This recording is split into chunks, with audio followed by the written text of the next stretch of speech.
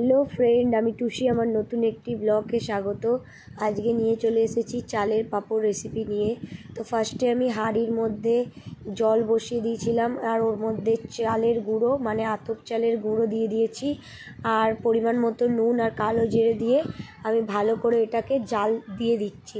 মানে এটাকে আঠা আঠা টাইপের করতে হবে। এই যে দেখুন বন্ধুরা, হালকা হালকা আঠা এসছে। তো আমি এরকম গুলে কিছুক্ষণ মানে 5-10 মিনিট ফোটানোর পরে এইভাবে আঠা আঠা হয়ে এলে এবার এটাকে আমি একটা মানে বাটির মধ্যে নিয়ে নেব। আর একটা প্লাস্টিক নিতে হবে, পরিষ্কার প্লাস্টিক।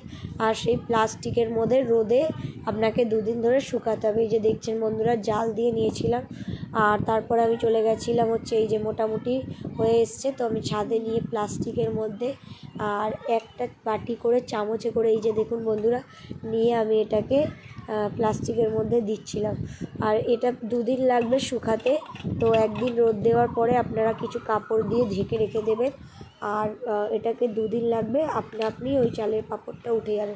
তো বন্ধুরা, ভিডিওটা কেমন লাগলো প্লিজ আমাকে জানাবেন।